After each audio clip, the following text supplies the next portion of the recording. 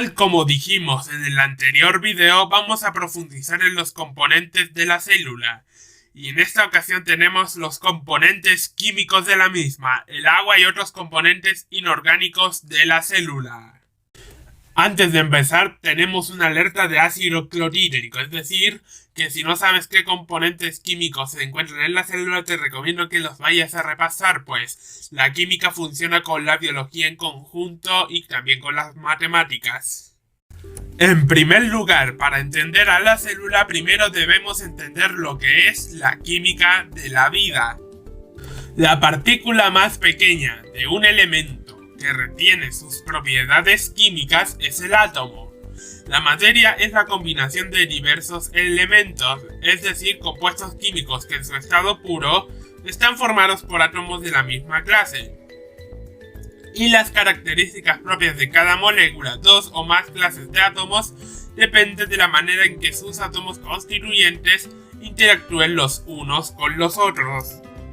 La química de la vida está basada principalmente en compuestos que contienen carbono, es decir, química orgánica. Las células son 70% de agua, y la vida se basa principalmente en reacciones químicas en soluciones acuosas. La química de la célula es extremadamente compleja, incluso la más simple de todas las células es la más compleja que cualquier sistema químico conocido. La mayoría de los átomos en la célula están incorporados en moléculas poliméricas o polímeros. Son estos polímeros y sus propiedades lo que permite que las células y organismos crezcan y se reproduzcan. Hay que tener en cuenta que los átomos son visibles entre comillas, pero sus protones, neutrones y electrones no lo son. Y en esta imagen podemos ver una nanopartícula de platino. Cada pequeña estructura es un átomo único. Acá tenemos la estructura atómica, con la nomenclatura del átomo. Como muchos sabrán, el átomo tiene una capa electrónica. Tiene un núcleo con carga positiva y un electrón de carga negativa. Aunque la carga positiva del núcleo ocupa un pequeño espacio del átomo. El espacio ocupado por los electrones de carga negativa es de 100.000 a 500.000 veces mayor. En el núcleo atómico está formado por protones de carga positiva y puede también contener a los electrones que ni tienen carga ni positiva ni negativa, es decir, que son neutros. Y los protones y neutrones, cada uno de ellos tiene una masa de una unidad, en contraste a los electrones, una masa más despreciable. Toda la masa del átomo está en el núcleo. El núcleo del hidrógeno, por ejemplo, es un único protón. El núcleo del oxígeno tiene 8 protones y 8 neutrones. Acá tenemos la estructura atómica de dos compuestos, el carbono y el hidrógeno, es decir, dos elementos puros. El número atómico del carbono es 6 y su peso atómico es de 12, mientras que para el hidrógeno tanto el número atómico como el peso atómico es 1, porque este tiene un neutrón y un protón. El peso atómico de un átomo o el peso molecular de una molécula es su masa relativa a la masa de un átomo de hidrógeno. Esto es esencialmente el número de protones más neutrones de un átomo, o la suma de átomos, ya que los electrones son muchísimo más livianos y no contribuyen al peso total. La masa de un átomo, para quien no lo sepa, o molécula, es descrito en daltons, Da, siendo un daltón la masa de un átomo de hidrógeno. Un protón o neutrón pesa aproximadamente 1 dividido por 6 por 10 elevado a 23 gramos. Algo muy importante que hay que saber es el número de Avogadro, los moles y sus soluciones molares. Un mol es X gramos de un átomo o molécula, siendo X su masa molecular relativa, es decir, su peso molecular. Un mol contiene 6 por 10 elevado a 23 moléculas o átomos. Las soluciones molares contienen un mol de un compuesto en un litro de solución. ¿Cuántos elementos existen naturalmente en la Tierra? La tabla periódica muestra entre 100 y 118 elementos diferentes, 94 de los cuales existen naturalmente en la Tierra, incluyendo 6 que solo existen en cantidades mínimas que serían los elementos traza. 112 elementos de los cuales han sido nombrados, incluyendo 18 que son producidos solo artificialmente a través de reacciones nucleares. 118 elementos más distintos han sido detectados, incluyendo 6 más que son extremadamente inestables y siendo imposible su estudio, porque son muy peligrosos. Acá podemos observar la abundancia de algunos elementos químicos en la corteza terrestre comparados con su abundancia en un tejido animal, siendo el punto rojo del gráfico el cuerpo humano y el punto azul la corteza terrestre, siendo que el hidrógeno, el carbono, el oxígeno y el nitrógeno sumados son más del 96,5% del peso de un organismo. Debido a que las moléculas más abundantes de la vida de la Tierra es el agua, existe una enorme proporción de iones de hidrógeno. Todos los organismos vivos tienen una abundancia de elementos similar. Los electrones de la capa más externa determinan cómo los átomos interactúan entre ellos. Por ejemplo, los protones y neutrones están dentro del núcleo atómico, íntimamente unidos, y solo son modificados en condiciones extremas como el decaimiento radiactivo dentro del Sol o en un reactor nuclear. Los electrones de los átomos son los que sufren rearreglos, ya que forman el exterior de los átomos y especifican las reglas por las cuales estos forman moléculas. Los electrones de un átomo solo existen en estados discretos llamados orbitales, y existe un límite estricto sobre el número de electrones que residen en cada orbital, llamada capa electrónica. Las capas electrónicas de algunos elementos comunes son las que pueden observar en esta tabla. Todos los elementos encontrados en organismos vivos tienen sus capas externas no completas, las que están en color rojo, y así pueden participar en reacciones químicas con otros átomos. Ejemplo, los gases nobles como el helio, el neón y el argón, que están en amarillo, son químicamente inertes. Hablemos de los enlaces químicos. Debido a que capas electrónicas no llenas son inestables, los átomos tienden a interactuar con otros, de tal manera de que ellos ganan o pierden átomos para lograr un estado energético más estable. Acá podemos ver los dos tipos de enlace, el enlace covalente y el enlace iónico. El iónico se logra cuando electrones son transferidos de un átomo a otro, mientras que el covalente es formado cuando los electrones son compartidos entre los dos átomos. Usualmente los covalentes se forman por una transferencia parcial, es decir, el electrón se comparte de manera desigual, resultando en un enlace covalente polar. Las células están formadas por unos pocos tipos de átomos, y como se puede ver en la tabla periódica, los elementos esenciales para el humano son los que veis en morado, mientras los sugeridos como esenciales son los verdes y los no esenciales son los de color gris claro. Los elementos muestran propiedades similares basados en los electrones que tienen en su capa más externa. No lo olviden. Acá vamos a hablar de los macro y micronutrientes esenciales para las células. Hay una serie de elementos que son esenciales para la vida, ya que cumplen roles básicos en distintos procesos bioquímicos y moleculares en la célula. En organismos como nosotros, los elementos son adquiridos a través de los alimentos que consumimos. Como nutrientes que son parte de los compuestos orgánicos, tenemos al nitrógeno, que constituye por ejemplo aminoácidos, amidas, proteínas y ácidos nucleicos, entre muchos otros. El azufre, componente de la cisteína y la metionina, entre muchos otros compuestos. Como los nutrientes importantes para las moléculas energéticas o para mantener la integridad estructural, tenemos el fósforo, componente de azúcares, fosfatados, fosfolípidos, nucleótidos y ácidos nucleicos, entre muchos otros. El silicio, que se deposita en forma de sílice en las paredes celulares y que contribuye a las propiedades mecánicas de la pared celular, incluyendo su rigidez y la elasticidad. El boro, que tiene complejos como manitol, manano, ácido polimanúrico y otros constituyentes de las paredes celulares, este se involucra el boro en la elongación celular y en el metabolismo de los ácidos nucleicos. Como nutrientes que permanecen en sus formas iónicas tenemos al potasio, requerido como cofactor por al menos 40 enzimas, que es el principal catión que establece el turgor celular y que mantiene la electroneutralidad celular. Está el calcio, constituyente de la lamela media de las paredes celulares, requerido como un cofactor por algunas enzimas involucradas en la hidrólisis del ATP y fosfolípidos.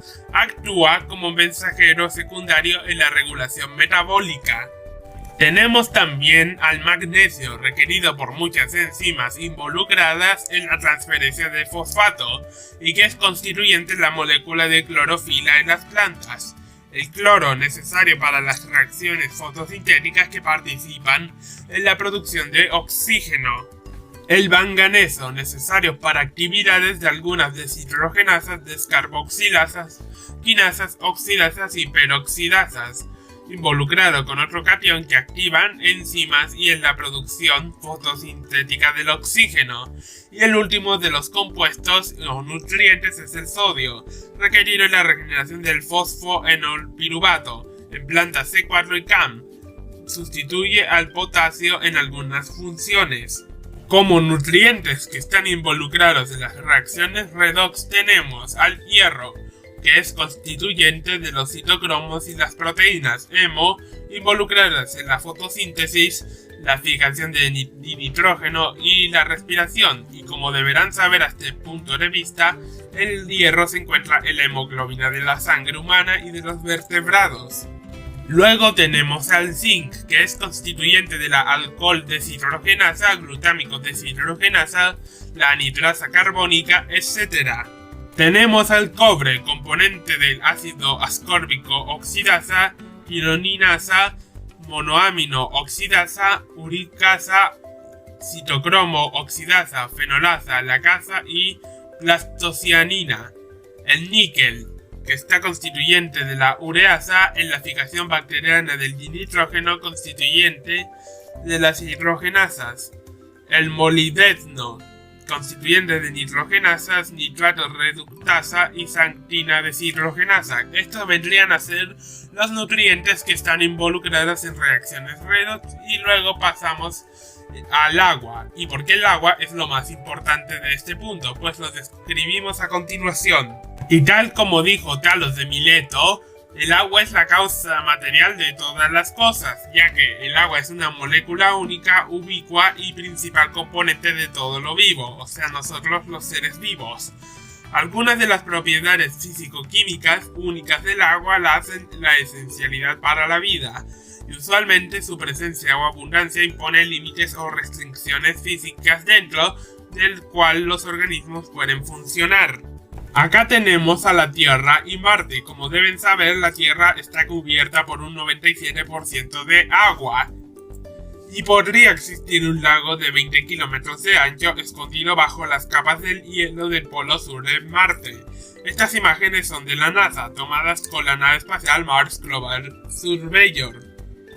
Y estas imágenes son del complejo geotérmico de Dalol, ubicado en el desierto de Danakil, en Etiopía. Su agua tiene una temperatura de 100 grados centígrados, un pH 0, es hipersalino y tiene una alta concentración de metales, hierro y cobre. Y además esta agua es muy peligrosa para el ser humano, pues no es apta para el baño, y aquí solo la habitan los organismos extremófilos, los que están adaptados especialmente para habitar ahí. Ahora vamos a conocer la estructura del agua. La combinación de dos hidrógenos y un oxígeno rellenan las capas electrónicas, creando enlaces covalentes, y como deben saberlo por cultura general, dos hidrógenos y un oxígeno forman agua. En 3D, el agua toma forma de un tetraedro, con un ángulo de 105 grados entre los átomos de hidrógeno. En la estructura del agua, 4 pares de electrones forman un tetraedro distorsionado. 2 pares de electrones unen covalentemente los átomos de hidrógeno al oxígeno central. Los dos pares restantes no participan en la formación de enlaces, y la electronegatividad del oxígeno induce a un momento dipolo neto en la molécula. El agua puede aceptar o donar hidrógeno en la formación de puentes de hidrógeno. En la estructura del agua, el extremo parcialmente negativo es el que le corresponde al oxígeno, mientras que el parcialmente positivo es el hidrógeno, y acá pueden ver que los dos átomos de hidrógeno forman un ángulo de 105 grados. Hablando de sus propiedades físicas, el agua es un solvente de pequeño tamaño, 0,03 nanómetros al cubo por molécula a temperatura y presión ambiente. El agua es altamente cohesiva debido a sus fuertes interacciones intermoleculares, como los puentes de hidrógeno. Tiene un alto punto de ebullición, con esto decimos que es requerida una gran cantidad de energía para evaporarla, y tiene una alta tensión superficial. ¿Por qué el agua es importante? El agua es el solvente universal en sistemas biológicos, es decir, hidrofóbicos versus hidrofílicos. El agua soporta la estructura molecular y celular, y el agua participa y facilita reacciones bioquímicas. El agua forma fuertes interacciones con otras moléculas polares, y como dijimos son altamente cohesivas las moléculas de agua, y esto permite por ejemplo el transporte de agua a las plantas, y esta cohesión además explica el alto punto de ebullición de la misma, lo que permite a animales regular su temperatura corporal. Un ejemplo de lo mencionado anteriormente con el agua es la solubilización del cloruro de sodio, lo que estáis viendo en pantalla con el ion sodio positivo y el ion cloro negativo que están hidratados. Vamos a hablar ahora de los compuestos anfipáticos en soluciones acuosas. En esta primera imagen, la que está a la izquierda, podemos ver las moléculas del agua en la fase en la que no interactúa. Estas mantienen un movimiento constante, mientras que la imagen del centro son las moléculas del agua altamente ordenadas, formando jaulas alrededor de las cadenas hidrofóbicas. Esta parte amarilla de abajo es el grupo alquilo hidrofóbico y la cabeza de arriba es la cabeza hidrofílica. Aquí podemos ver un ejemplo de los compuestos anfipáticos en soluciones acuosas. En la primera parte ocurre la dispersión de los lípidos en agua. Cada lípido fuerza que cada molécula en su superficie esté altamente ordenada. En la parte 2 se forman los clústeres de los lípidos. Ahora solo las moléculas que están en los bordes forzarán el movimiento agrupado del agua. Hay mucho menos moléculas de agua que estén ordenadas y así la entropía aumentará. Y en la parte 3 y última, la formación de micelos, todos los grupos hidrofóbicos interactúan entre sí, la capa ordenada de agua es minimizada y la entropía aumenta una vez más. El agua además permite la formación de la estructura nativa de las proteínas. El plegamiento de proteínas involucra que las zonas de la proteína que son hidrofóbicas se oculten, mientras que se favorece la formación de interacciones entre aminoácidos de la cadena. El contenido intracelular de agua debe mantenerse estable. El agua además está directamente involucrada en muchas reacciones químicas en la célula. Por ejemplo, la fotosíntesis de las plantas requiere del agua. El agua provee de electrones al fotosistema 2. Pero otra cosa muy interesante es que la formación del enlace peptídico involucra además la formación del agua, al contrario de la reacción anterior, que requiere una molécula de agua para existir. Acá se puede ver cómo se forma un enlace peptídico, aminoácido 1 y aminoácido 2. Y para finalizar, y con esto dejamos la clase del día de hoy, o sea el video, hay que tener en cuenta los siguientes puntos. La química de la célula es compleja, está formada en reacciones químicas de agua. La química de la célula está basada además en principalmente compuestos que contienen carbono, los compuestos orgánicos. La mayoría de los átomos de carbono en la célula están incorporados en polímeros Y para finalizar, y con esto nos despedimos, la célula requiere de una serie de elementos esenciales que obtienen en su ambiente, y nosotros los humanos los obtenemos de la dieta, ya que son esenciales para cumplir nuestras funciones. Y acá se puede ver 70% de agua, 30% de químicos, 15% proteínas, 4% moléculas pequeñas, 6% ácido ribonucleico, 2% fosfolípidos, 1% de ácido desoxirribonucleico y 2% de polisacáridos. Espero que les haya gustado este video y hayan aprendido algo nuevo. En nuestra siguiente parte veremos más cosas de las células. Nos despedimos. Chau chau.